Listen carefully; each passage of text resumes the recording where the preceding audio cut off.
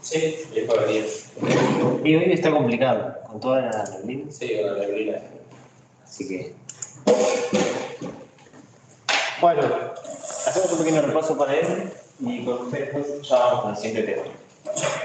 Lo que hicimos el lunes fue introducir lo que es Machine Learning. Machine Learning en sí es la rama de la ciencia de la computación que se encarga de estudiar cómo las computadoras aprenden sin que vos le explicites la tarea.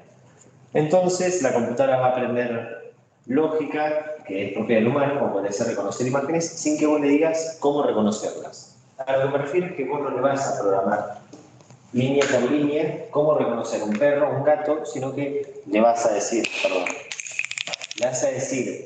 tengo estas imágenes pertenecen a perros y la computadora sola va a ver si son de perros o de gatos, por decir algo, ¿no? En Machine Learning tenemos dos ramas, lo que es el aprendizaje supervisado y el no supervisado. Supervised Learning y el Supervised Learning. La diferencia entre el supervisado y el no supervisado es que en el supervisado tengo datos X y etiquetas Y. Entonces, yo tengo una foto de una persona, que sería mi X, es mi dato, y le corresponde una etiqueta, que sería la etiqueta de, por ejemplo, persona. Digamos, per. ¿Se entiende, no?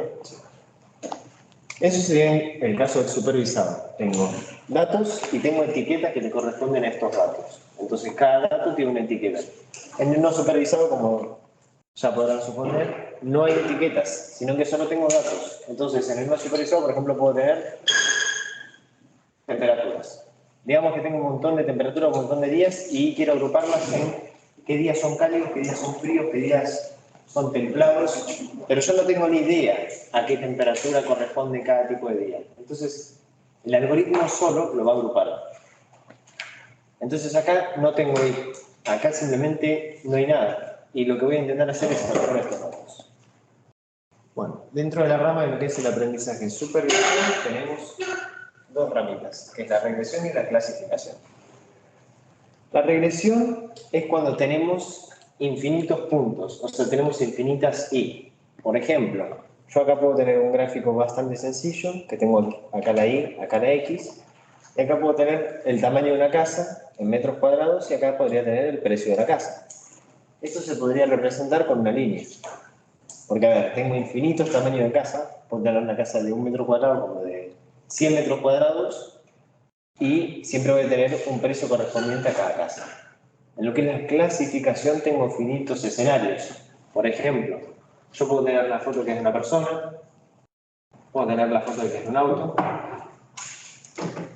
y puedo tener fotos de diferentes objetos, pero son finitos, no tengo infinitos objetos para clasificar. Por más de que haya en el mundo infinitos objetos, siempre lo voy a poder reducir a un número, mientras que en la regresión tengo infinitos casos. Esa es la división fundamental entre la regresión, que es la predicción de un número más que nada, y la clasificación, que es la predicción de una clase, persona o auto. Después, en el aprendizaje no supervisado, como no tenemos las etiquetas, lo que voy a hacer es no intentar predecir qué es cada cosa, sino intentar ver rasgos en los datos. Ahí tengo el clustering, que es agrupar datos de grupitos. Entonces yo tengo un montón de datos, los tengo distribuidos en el espacio. Clustering, perdón, ¿qué dijiste? Clustering es agrupar datos según rasgos similares. Entonces yo tengo un montón de datos, no tengo idea a qué etiqueta pertenecen, no tengo las etiquetas, y lo que va a hacer el algoritmo es agruparlos automáticamente en clusters o grupos de rasgos semejantes. Después, bueno, la detección de anomalías, que es que tengo un montón de datos y yo lo que quiero ver es datos que sean anómalos, datos muy raros que no haya visto antes, cosas extrañas. Y reducción dimensional, que es simplemente ver qué datos me interesan. No nos vamos a meter mucho en este tercero, pero para que lo tengan en cuenta, es muy útil cuando tengo un montón de datos y no sé cuáles son importantes y cuáles no. Ahí la reducción dimensional cobra bastante sentido.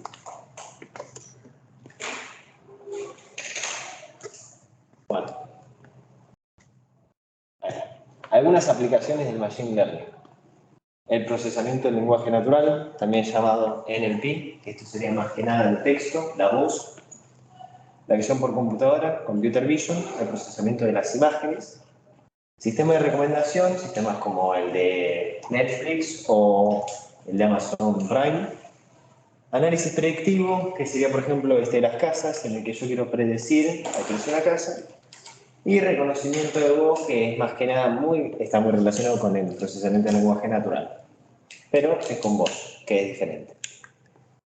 Bueno, algunas aplicaciones en el día a día, así lo vemos más tangible, sería Google, el motor de búsqueda de Google usa un algoritmo Machine Learning para mostrarnos lo que nosotros queremos, usa las cookies y todo su sistema de ranking para mostrarnos las mejores búsquedas según él. Asistentes de voz, como podrían ser Alexa, Siri, también ChatGPT, son todas aplicaciones de Machine Learning en el procesamiento del lenguaje natural. Sistema de recomendación, las famosísimas plataformas de video. El sistema anti-spam, por ejemplo, de Gmail, que lo que va a hacer es, basado en lo que nosotros marquemos como spam, va a aprender lo que son mails spam y ahí no nos va a mostrar más. Nos va a mandar directo a la casilla spam. Y filtro de contenido para redes sociales como podría ser Facebook, Instagram, para ver qué es contenido apropiado e inapropiado. Bueno, esto ya es bastante técnico y esta es la notación que vamos a usar alrededor del curso. Yo tengo mis datos, que son las X. Las va a procesar un modelo, que lo vamos a llamar F, y eso me va a dar una Y, o Y-hat, porque tiene como un sombrerito. La gran diferencia es que entre Y e Y sombrero, es que esta es el dato verdadero. Y la Y sombrero va a ser la predicción de mi modelo. Entonces, siempre que hablemos de Y sombrero, vamos a estar hablando de lo que mi modelo predijo. Y cuando hablemos de Y, va a ser del dato verdadero, del dato que yo tenía antes. Esto obvio para lo que es aprendizaje supervisado. En aprendizaje no supervisado yo no voy a tener Y. La Y con sombrero, vamos a ver después cómo es. F va a ser el modelo. ¿Por qué? Porque todos los algoritmos que damos por el curso tienen sus fundamentos matemáticos. Entonces, hay mucha notación matemática en todo lo que es Machine Learning. Entonces, F es como f de x, que es una función, que entonces yo entro con una x y f de x lo que va a hacer es me va a predecir una y sombrero. Bastante simple. Y después esta ya es más notación que vamos a usar. M va a ser la cantidad de ejemplos que tengo. Entonces, yo tengo un dataset de, no sé, 1.000.000 de casas, M va a valer 1.000.000. En este caso, M va a valer 7, porque tengo 7 ejemplos de casas. ¿Dataset que como una base de datos? No, dataset va a ser como nuestro conjunto de datos con el que trabajemos. O sea, dataset va a ser la información con la que desarrollemos todo el algoritmo. Puede salir de una base de datos, eso ya sería una database, la base de datos, pero dataset va a ser el conjunto de datos con el que trabajemos el modelo. XY sería el ejemplo Y de entrenamiento. Entonces, yo por ejemplo quiero llegar a la casa que tiene 670 metros cuadrados. En ese caso, voy a estar yendo a X5. Entonces, si yo escribo X5, me voy a estar refiriendo a la casa que mide 670 metros cuadrados. Entonces, X5 son 670 metros cuadrados. Y, bueno, puede sonar un poco feo, pero es la etiqueta verdadera del ejemplo Y. Entonces, si yo quiero ver la casa de 670 metros cuadrados, X5, ¿cuánto vale? Me voy a II5, que es 8.900. Entonces, I5 es 8.900. Y esto, bueno, cuando ya tengamos un dataset mucho más grande, en el que tengamos millones de ejemplos, va a ser fácil, porque con bucle for se recorren bastante rápido todos estos ejemplos. Acá, lo que tendría como X es el tamaño de la casa, y como tendría como Y es el precio. Por eso es que yo, dado el tamaño de la casa, voy a tener un precio estimado. Bueno, finalmente hoy vamos a ver un poquito de las herramientas que vamos a usar y después vamos a pasar con el primer algoritmo, que es la regresión lineal. Esto ya lo hicieron la semana pasada, lo escucharon, pero bueno, NumPy va a ser la librería que usemos de Python para lo que es más que nada el trabajo con matrices, vectores, que son arreglos. Si no saben lo que es un arreglo va a ser donde nosotros almacenemos todos los datos. Entonces, todos los números que nosotros tengamos, porque después de todo va a ser transformado en números, van a estar organizados en arreglos. Y NumPy nos va a ayudar para manipular estos arreglos. Pandas va a ser con lo que trabajemos con el dataset. El dataset que habíamos mencionado previamente, que era donde tengo todos mis datos con los que voy a trabajar. Bueno, todo eso lo vamos a trabajar con Pandas. Después lo vamos a pasar a un arreglo en NumPy, pero primero lo vamos a procesar con Pandas, que es más fácil. Scikit-learn es una librería de Machine Learning que nos va a facilitar algunas herramientas, como el preprocesamiento de datos y, bueno, algunos algoritmos. Pero ya cuando se ponga más complejo, no lo vamos a poder usar porque es bastante limitado en ese aspecto. Por eso es que usamos Keras y TensorFlow. Estas dos librerías son librerías bastante grandes de Machine Learning y las vamos a usar para construir prácticamente casi todos los modelos. Después, bueno, Matplotlib es para visualizar las cosas, visualización de datos. Si queremos ver los datos en un gráfico, Python no lo va a hacer tan fácil, pero con Matplotlib se hace bastante sencillo. Vamos a usar también Google Colab, que va a ser el entorno de desarrollo. Entonces, no van a tener que descargar nada en la compu, sino que lo vamos a ejecutar en Google Colab, que es un documento online que Google nos presta el servidor alojado y nosotros ejecutamos el código ya. Entonces, todas estas cosas no las van a tener que instalar, sino que Google Colab ya las va a tener. Y podemos usar obviamente Python, ¿no? Para programar todo lo que es esto, porque todas estas librerías y bueno, el mismo Google Colab se ejecutan en Python. Bueno, hoy fue un poquito rápido, pero así los que ya vinieron la clase pasada no se aburrían y podíamos pasar con ya el primer problema, la regresión lineal. En la regresión lineal yo tengo una función lineal, como dice el nombre. Entonces esta función lineal lo que va a hacer es va a tener un peso W, el cual va a ser multiplicado por mi dato X y a eso se le va a sumar un bias B. En sí traducido, sí, un bias. Se lo llama bias al término independiente. Eso no es más que nada, o sea, no es más que la función lineal que conocemos todos, nada más que escrita con otras letras. Ahí lo que tengo es un AX más B, pero cambié la A por una W, entonces me queda f de X es igual a W de X más B. Entonces W y B van a ser parámetros, cosas que yo voy a poder ajustar. Y X va a ser un rasgo, algo que ya tengo. O sea, X son los datos que yo ya tengo, que saqué de mi dataset, y W y B van a ser parámetros que yo voy a querer ajustar para que mi modelo rinda bien. Bueno, después la notación, esto simplemente que esté el subíndice significa que la función depende de W y B. Entonces, la función con parámetros W y B de X es igual a W. No se compliquen mucho, si quieren no usar el subíndice no hay problema, pero sí, más que nada quédense con que acá hay una W y ya no hay nada. No vamos a usar más la A para decir la pendiente, sino vamos a usar W. Y esta es más que nada una visualización de cómo se va a ver lo que nosotros hagamos. Voy a tener un montón de datos, que estos podrían ser el precio de las casas, tamaño de lo que quieran, temperaturas, y voy a intentar que todos estos datos se encajen en una línea. Ven que los datos están bastante dispersos, entonces la línea no va a poder encajar perfectamente en cada dato. Esta es un poco las limitaciones de la regresión lineal, y es que vamos a tener bastante error en cada dato, si es que están muy dispersos. Si se pudiesen alinear y estar correlacionados en una línea, la regresión lineal va a servir bastante. Después, bueno, vamos a hacer un poquito de cómo se ajustan los parámetros de la regresión lineal en GeoGebra, si es que me permite avanzar. Ahí está.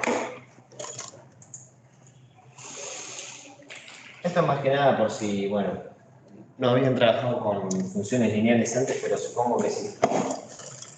Todos ya conocen la función lineal, ¿no? Okay. Bueno, entonces, esta parte la dejo para después, por si viene alguien que sí que no sabía. Bueno, esto ya es un concepto bastante técnico, que es el costo. El marcador, no sé dónde el costo. El costo o error va a ser cuán mal está haciendo mi algoritmo lo que debería hacer. Para la función lineal usamos lo que se llama el mean squared error, que sería el error promedio al cuadrado. Queda mejor en inglés, ¿no? Pero bueno, es error promedio cuadrado. Mean, promedio, squared, cuadrado, error de error. Es el error cuadrado promedio. Si lo queremos ver fácilmente, tenemos mi función. Esta, si se ponen a pensarlo, va a ser mi y predicción. ¿Por qué? Porque yo tengo mi función w de b de x. Entonces tengo esta función que, dado el dato xy, porque recuerden que usamos la notación xy para decir el ejemplo y de x, esto me va a dar una predicción, una y sombrero y, que es lo que mi algoritmo va a estimar que vale y cuando yo tengo x. Hasta acá lo único que hice fue reemplazar todo esto por esto. Entonces, la predicción es lo mismo que yo estimo cuando estoy en cierto ejemplo xy. Entonces, todo esto, todo este término, no es más que y sombrero y. Entonces, esa partecita, la que es la resta, la puedo reescribir como y sombrero y menos y verdadero y. Esto es más que nada el error. Este es el término error. Es la distancia entre el dato verdadero y mi dato. Si volvemos a algunas diapositivas,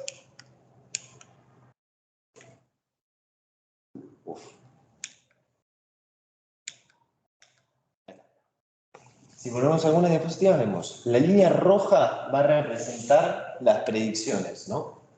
Y los puntitos azules son los datos verdaderos. La distancia entre la predicción y el dato verdadero es el error. Es cuán mal está yendo un algoritmo.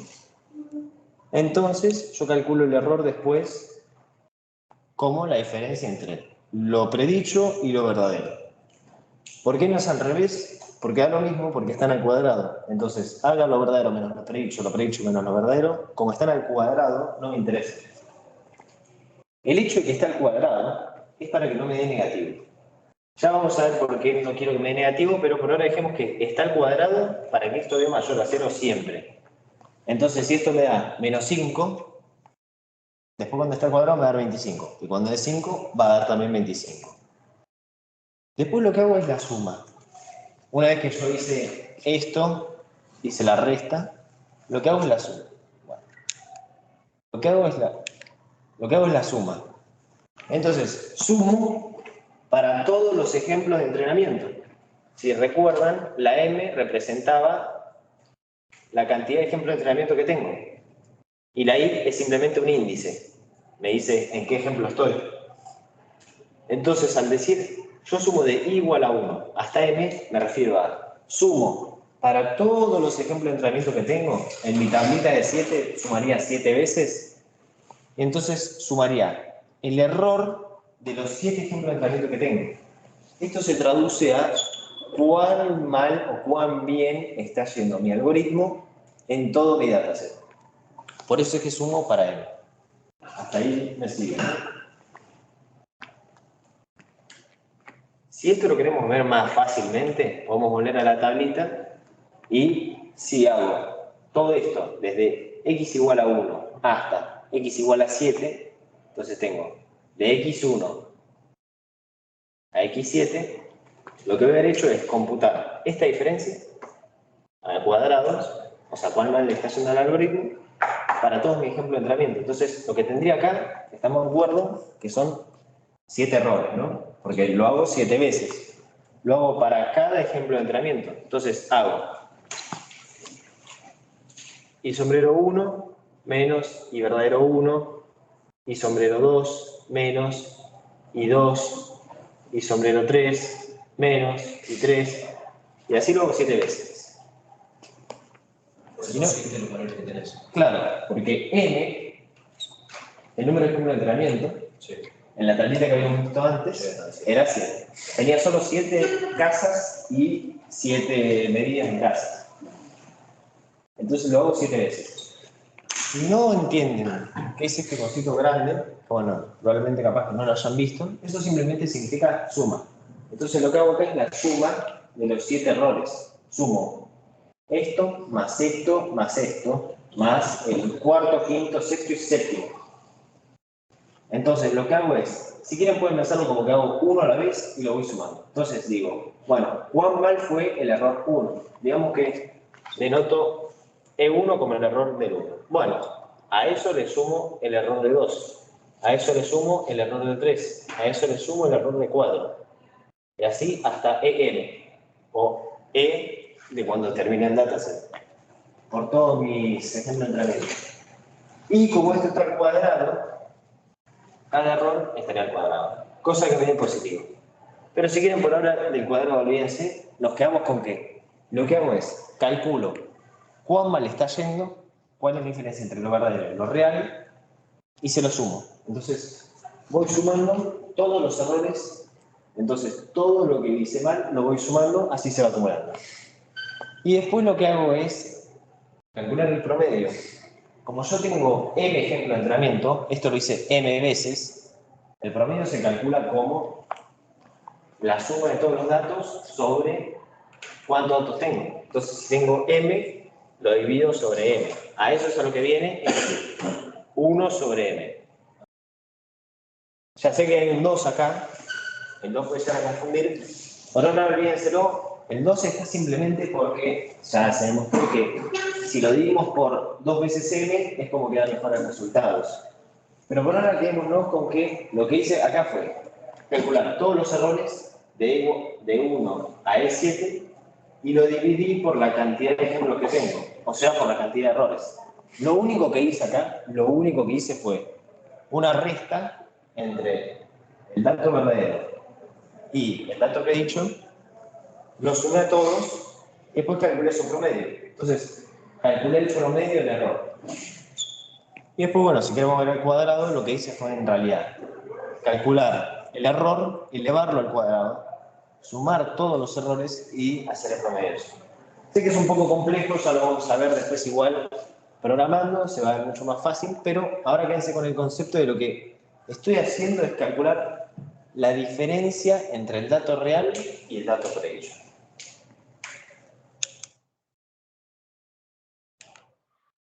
Y ahora sí, quería hacerlos programar un poquito si nos sobraba tiempo y creo que lo tenemos. Que nos quedan 7 minutos. Nadie trajo la computadora, ¿no? Sí, yo también. Bueno, no hay problema, no hay problema. Abrimos el espacio para las dudas y de última la dejamos para otro día. Yo tengo una duda chiquita. Dale. Entonces, cuando vos calculás el promedio, Sí. Lo que hace es la recta, ¿no? Esa funcionalidad. Lo que haces al calcular el promedio es... Tengo todos estos puntos, ¿no? Yo voy sumando esta distancia. Claro, sería el error. Esto es el error. Voy sumando esta distancia, esta distancia, esta distancia, distancia, distancia, distancia. Lo sumo por m. Acá m, bueno, creo que vale 50 por ahí. Tengo 50 puntitos. Entonces sumo 50 distancias. Las elevo al cuadrado, porque para eso está el cuadrado. Y lo que hago es dividir por el número de distancias, por el número de ejemplos que tengo, 50. Entonces hice el promedio. Si yo saco este n, lo que voy a terminar haciendo es que, capaz que en un ejemplo, digamos, no sé, acá este puntito lo tengo por allá arriba. Entonces esa distancia va a ser enorme.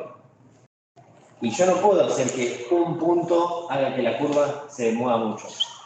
O sea, porque si yo intento que la curva le vaya bien justo para ese punto que está allá lejos, es como que se movería así.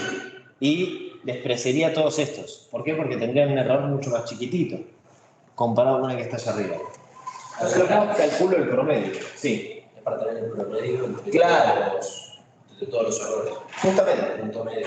Eso. Yo quiero un punto medio, no quiero ningún extremo. No quiero que se focalice ni en este punto, ni en estos dos puntos. Quiero que saque el promedio y que se mueva por el promedio de los puntos. Eso es generalizar. Si no, lo que estaría haciendo es solo algunos puntos encajaría, le iría bien en algunos puntos. Lo que yo quiero es que generalice y le vaya bien en la mayor cantidad posible. O sea, le voy a dejar capaz que un error a cada uno, pero no va a ser, o sea, va a ser el error más chiquito que tengo para todos. Se le va a ir a todos. Claro, es como algo más generalizado. No quiero que se focalice en uno, quiero que trabaje con todos al mismo tiempo. Por eso más que nada lo del promedio y, bueno, el cuadrado es simplemente para que no me dé negativo. Porque pónganse a pensar. Acá tengo una distancia positiva, ¿no? Porque tengo, este está más arriba que este. Perfecto. Pero acá tengo una distancia negativa. Este está más arriba que este. Entonces, si yo no tuviese el cuadrado y me mandase a sumar directamente, lo que pasaría es que esta distancia se contrarrestaría con esta. Entonces, acá, por ejemplo, el error 8 y el error 9 serían opuestos. Me queda 0. Imagínense, si tengo todos puntos que están uno arriba, uno abajo, uno arriba, uno abajo, uno arriba, uno abajo, y la curva está yendo acá, por donde quiera, y está totalmente simétrico los datos, me va a dar el error 0. Por eso se le va al cuadrado, para que el error no me dé 0 cuando tengo datos negativos. O sea, para que los errores negativos no me cancelen los errores positivos y todos los errores sumen. Porque si no, todos los errores que están por abajo, es como que le dirían a mi algoritmo que está yendo bien, porque restan el costo. Mientras que todos los errores que están arriba le dirían que va mal. Mientras que yo quiero que todas las distancias sumen. No quiero que una sume y otra no, sino que las positivas y las negativas sumen. Después no sé si quedó otra duda. Muy bien, querido. ¿Cómo andan? Buen día. Después creo que no hice hincapié, bueno, sí. Para las ciclos. Claro.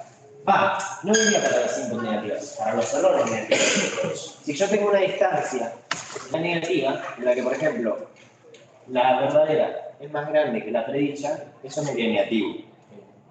Y yo no quiero que eso resta el costo, porque esto significaría que yo tengo la línea acá y tengo mi puntito acá.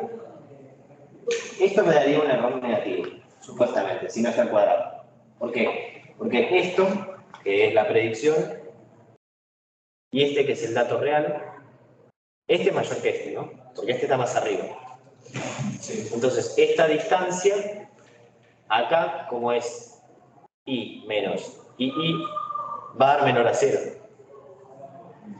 Esto se traduce al sumar al que va a restar. Y si yo estoy haciendo una suma de todos los errores, y quiero que todas las distancias sumen, que haya una distancia negativa va a significar que es como que ahí lo estoy haciendo bien. Porque todo lo que yo sumé para que el error me dé positivo, después se lo resto cuando me dan errores negativos. Entonces, todos estos puntos que están por arriba terminarían disminuyendo el costo y todos los puntos que están abajo lo aumentan. Entonces me quedaría cualquier cosa, porque arriba me resta y abajo me suma y después no sé en cuál estoy haciendo bien y cuál estoy haciendo mal. Yo quiero que en todos los puntos que yo esté desfasado, sumen. Entonces lo elevo al cuadrado. Y ahí me aseguro que todos los puntos suman. Una alternativa a esto también se le puede haber ocurrido, que es calcular el módulo. Si yo hago el valor predicho menos el real y calculo el módulo, no es exactamente lo mismo que calcular el cuadrado, porque el módulo no es el cuadrado, pero estoy casi logrando lo mismo. Porque los errores que son negativos los sigo sumando, no los resto. No se ve contrarresto. Después algo que, bueno... En definitiva, lo único que estás haciendo es medir cuánto se parece esa dispersión a una recta. Claro. Estoy viendo cuánto mi recta se parece a la dispersión para que la recta lo haga bien. Exactamente. Por cada punto estás diciendo cuánto... ¿Cuál es la distancia? ¿Cuál es el fallo de mi recta? Exactamente. Y bueno, después una anotación, bueno, para dejarlo ya bien claro. Voy a buscar el que me dice, che, pues bueno, cuidado con pinta, Esto se denota como el costo en función de W y B. Ya vamos a entrar un poquito más cuando vemos la regresión de gradiente, porque hay W y B, pero en sí, si se dan cuenta, acá tengo una predicción que es II, y eso va a depender de W. No importa, eso lo vemos después, lo vemos la semana, el viernes, para los que vengan, y si no, esta clase va a estar grabada y subida. ¿Nos ayudan ustedes al grupo de Teams? Probablemente las clases sean así, medio que a veces vienen 5, a veces vienen 3, a veces vienen 8, a veces no viene nadie. Pero va a estar grabada. Entonces, como es tan temprano y a veces pasan estas cosas de la mierda y hay gente que ni llega, va a estar todo grabado a Teams, nos ayuda el grupo. Y la semana que viene, bueno, el viernes, capaz que programamos un poquito. Eso sí necesito que me pasen su Gmail o, sí, su cuenta de Google Drive. Así les mando el colado. Y si no tienen, recomiendo que se hagan. Y bueno, para la próxima recomiendo que traigan combo.